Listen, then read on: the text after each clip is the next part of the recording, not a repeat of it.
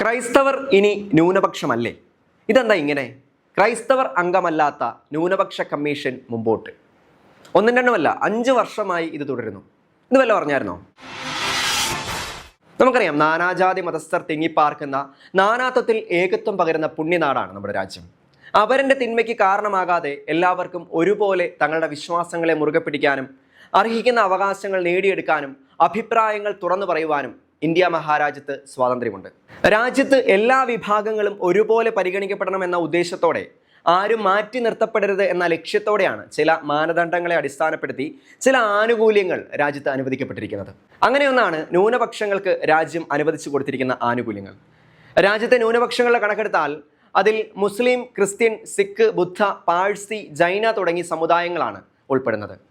ഇന്ത്യയിലെ ന്യൂനപക്ഷ സമുദായങ്ങളുടെ താല്പര്യങ്ങൾ സംരക്ഷിക്കുന്നതിനുള്ള ഒരു ദേശീയ ന്യൂനപക്ഷ കമ്മീഷനും രൂപീകരിച്ചിട്ടുണ്ട്. 1993 മെയ് 17-നാണ് രൂപം കൊടുത്തിട്ടുള്ളത്. ഏകദേശം 32 വർഷത്തോളമാകുന്നു. ഇനി പ്രധാന വിഷയത്തിലേക്ക് വരാം. ദേശീയ ന്യൂനപക്ഷ കമ്മീഷനിലെ പ്രാതിനിധ്യം പരിശോധിച്ചാൽ മുസ്ലിം, ക്രിസ്ത്യൻ, സിഖ്, ബുദ്ധ, പാഴ്സി, ജൈന സമുദായങ്ങളിൽ നിന്ന് ഓരോരുത്തരും, ഹിന്ദു ഉൾപ്പെടെ ഏതെങ്കിലും സമുദായങ്ങളിൽ നിന്ന് ഒരാളും തുടങ്ങി 7 അംഗങ്ങളാണ് ദേശീയ ന്യൂനപക്ഷ കമ്മീഷനിലുള്ളത്. ന്യൂനപക്ഷ ആനുകൂല്യങ്ങൾ ലഭിക്കേണ്ടുന്ന വിഭാഗങ്ങൾ ഒരുപോലെ പരിഗണിക്കപ്പെടണം, അവരുടെ താല്പര്യങ്ങൾ വേർതിരിവുകളില്ലാതെ കേൾക്കണം എന്നതാണ് കമ്മീഷന്റെ ലക്ഷ്യം. 3 വർഷമാണ് ഇതിലെ അംഗങ്ങളുടെ കാലാവധി. അതിനുശേഷം പുതിയ അംഗങ്ങൾ ആ സ്ഥാനത്തേക്ക് വരും. എന്നാൽ കഴിഞ്ഞ 5 വർഷമായി ക്രൈസ്തവർ അംഗമല്ലാത്ത ന്യൂനപക്ഷ കമ്മീഷനാണ് മുന്നോട്ട് പോകുന്നത്. 5 വർഷം മുമ്പ് കേന്ദ്ര ന്യൂനപക്ഷകാര്യ സഹമന്ത്രി ജോർജ് കുര്യൻ വിരമിച്ചതിന് ശേഷമാണ് ദേശീയ ന്യൂനപക്ഷ കമ്മീഷനിലെ ക്രൈസ്തവ പ്രാതിനിധ്യം പൂർണ്ണമായി ഇല്ലാതാകുന്നത്. നമുക്കറിയാം, 2017 മെയ്യിലാണ് ജോർജ് കുര്യൻ ദേശീയ ന്യൂനപക്ഷ കമ്മീഷന്റെ ഉപാധ്യക്ഷൻ സ്ഥാനത്തേക്ക് വരുന്നത്.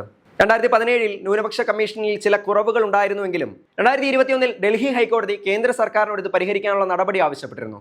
എന്നാൽ 2020 മാർച്ച് 31 ജോർജ് കുര്യൻ വിരമിച്ചതോടെ ആ ഒഴിവിലേക്ക് വേറെ നിയമനങ്ങളൊന്നും തന്നെ ഉണ്ടായില്ല. ഇതോടെ ദേശീയ ന്യൂനപക്ഷ കമ്മീഷനിലെ അംഗങ്ങളുടെ എണ്ണം 6 കുറഞ്ഞു.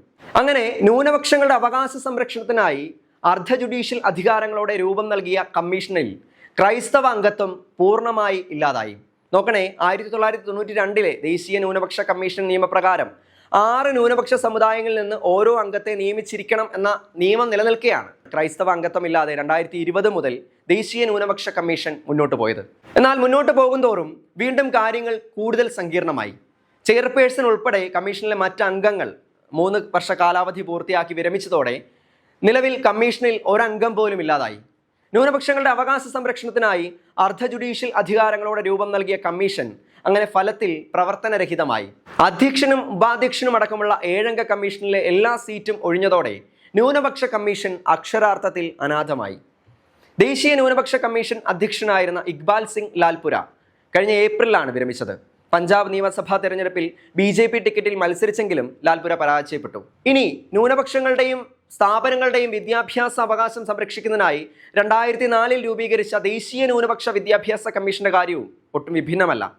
കമ്മീഷനിൽ ന്യൂനപക്ഷ പ്രാതിനിധ്യം ഇല്ലാതായിട്ട് വർഷങ്ങൾ പിന്നിടുന്നു. ഇന്ത്യയിലെ ന്യൂനപക്ഷ സമുദായങ്ങളുടെ താല്പര്യങ്ങൾ ഒരുപോലെ സംരക്ഷിക്കുന്നതിനും പരിഗണിക്കപ്പെടുന്നതിനും രാജ്യം അനുവദിക്കുന്ന ആനുകൂല്യങ്ങൾ അവർക്ക് ലഭ്യമാകുന്നതിനും ദേശീയ ന്യൂനപക്ഷ കമ്മീഷൻ കൂടിയേ തീരൂ. അല്ലാത്ത പക്ഷം ആനുകൂല്യങ്ങളും അവകാശങ്ങളും എല്ലാ ന്യൂനപക്ഷ വിഭാഗങ്ങളിലേക്കും എത്തുമെന്നതിൽ യാതൊരു ഉറപ്പുമില്ല. ഇനി മറ്റൊരു വശമുള്ളത്, ന്യൂനപക്ഷ കമ്മീഷനിലെ പ്രവർത്തനങ്ങൾ ഇല്ലാതായാൽ എല്ലാ സമുദായങ്ങളിലെയും അഭിപ്രായങ്ങളും താല്പര്യങ്ങളും തുല്യമായി പരിഗണിക്കപ്പെടില്ല എന്ന ഉറപ്പാണ്. അങ്ങനെ ഒരു ലക്ഷ്യം ഇവയ്ക്ക് പിന്നിലുണ്ടോ? സംശയം മാത്രമാണ്.